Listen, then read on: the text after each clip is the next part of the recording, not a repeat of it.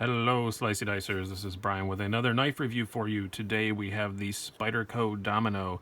This is both a review and kind of a in memoriam to one of my favorite knives. I handled one of these years ago when I really wanted to get one, and I never did.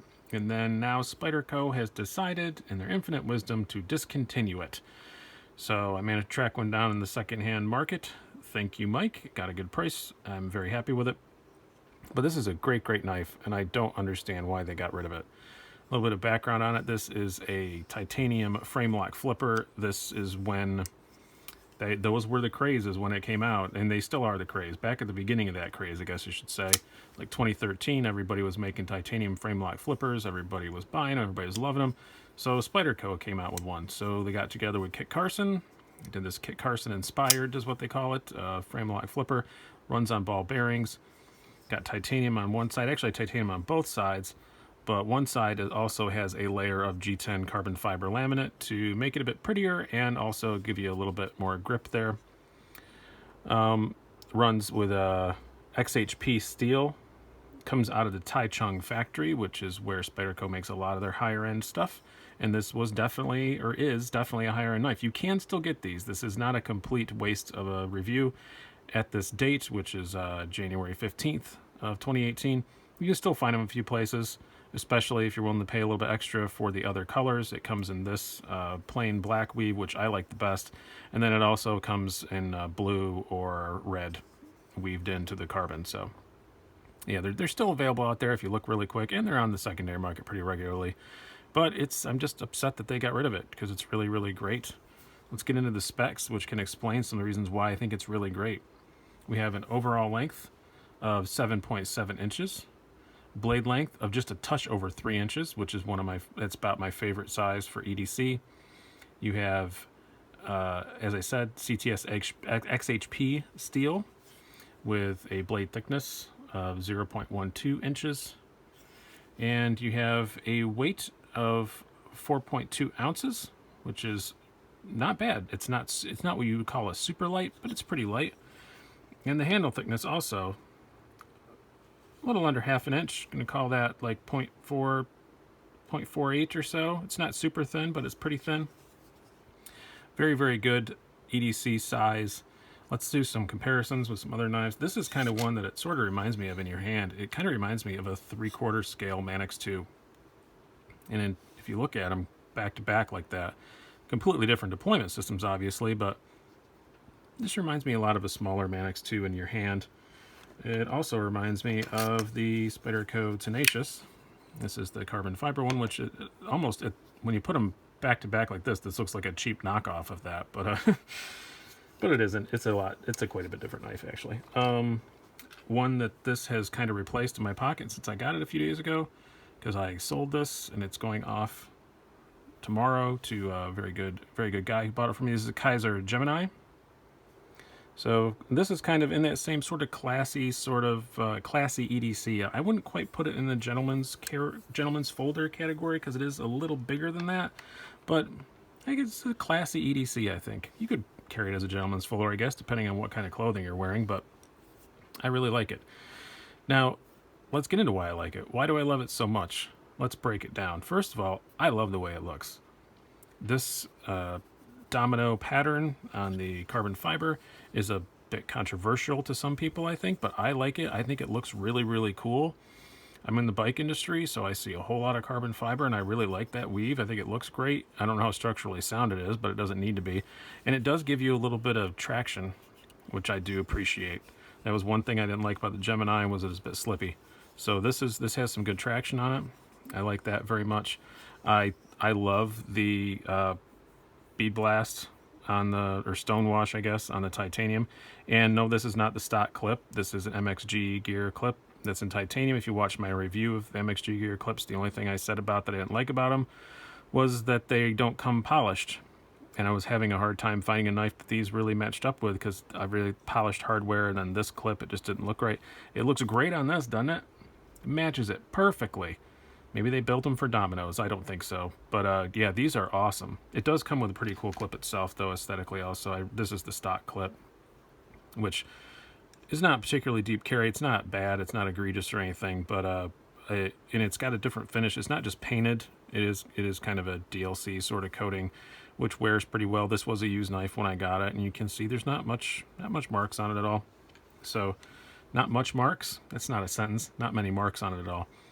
So yeah, I love the looks of it. I like the shape of the blade and stuff. I like the overall shape of the Spyderco blade aesthetically. I think it looks cool. So I love the way it looks. That's one of the first things I like about it. And as I said, it does come in other colors. You can get it in a blue carbon weave or a red carbon weave. I prefer the black because I'm kind of a monochromatic fellow, I think. But yeah, I love the way it looks. Now, quality. That's another thing I love about it. This is a Tai Chung built Spyderco, so you expect great quality, and you will not be disappointed. Blade centering's great.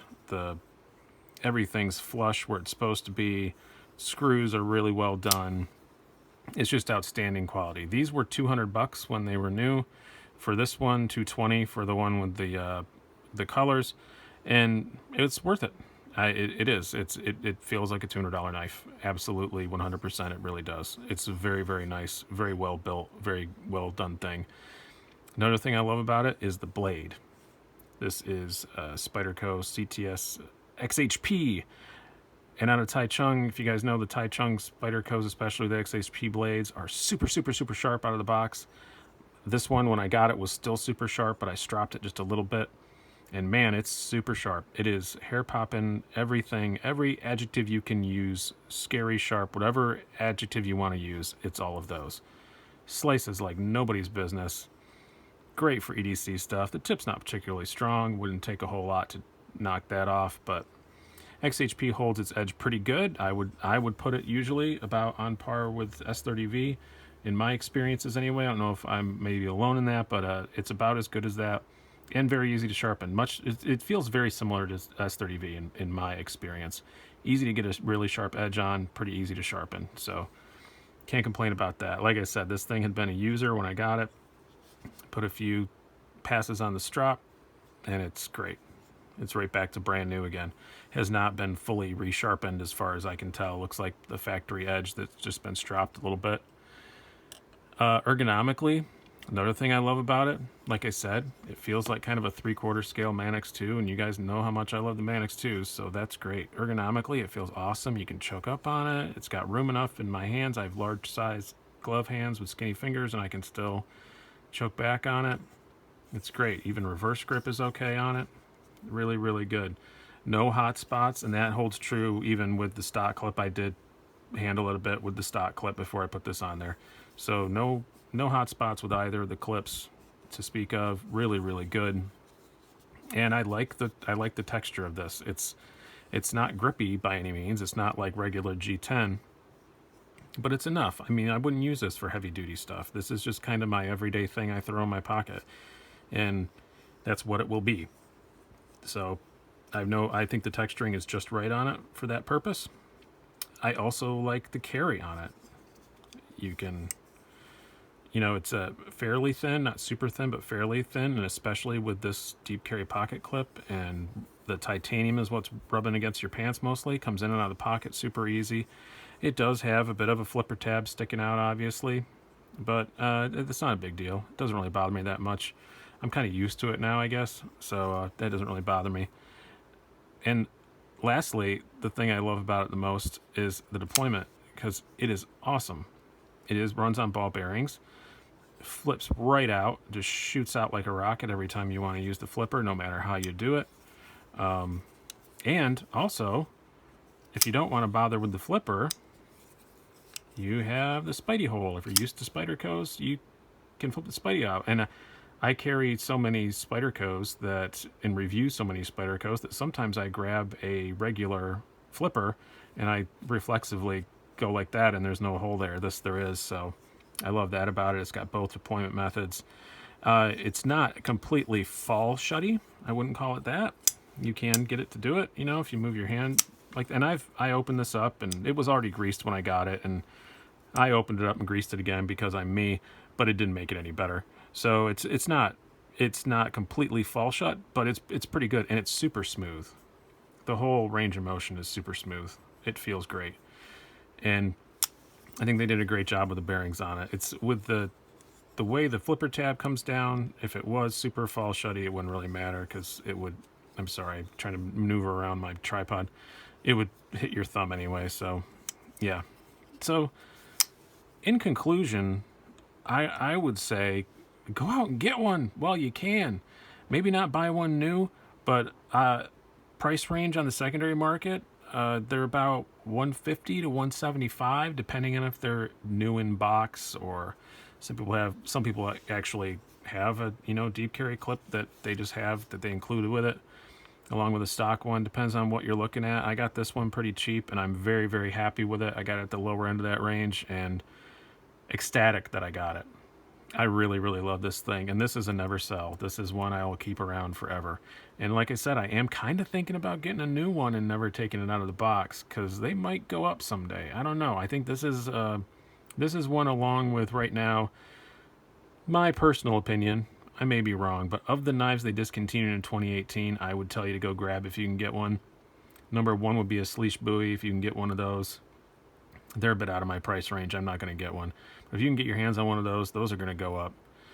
And second would be the Domino. If you can get your hands on a good Domino, especially a brand new one, get it. Even if you want to save queen it, I think they'll go up. I think they'll go up in the next few years, because I don't understand why they got rid of this. It's a great, great knife. I think they're just trying to get away from the flipper thing. They got rid of the Southern too. And they made a lot of Southards, so I'm not sure those are going to go up. But I think that the Domino will. They made a lot of these too, but not as many as the Southern. The Southern came in many different variants and everything. That's just my advice. Great knife. Spyderco is stupid for getting rid of it, but I'm so glad that I got one. And if you are on the fence about getting one, go grab one if you can find one somewhere. I'll put some links down below to where they're currently available. But great, cool knife. Hope you guys found this informative, and I hope I didn't make you too sad on a Monday. Mondays suck bad enough without me talking about discontinued knives and stuff, but hope you guys found this informative, had a good time. Talk to you later.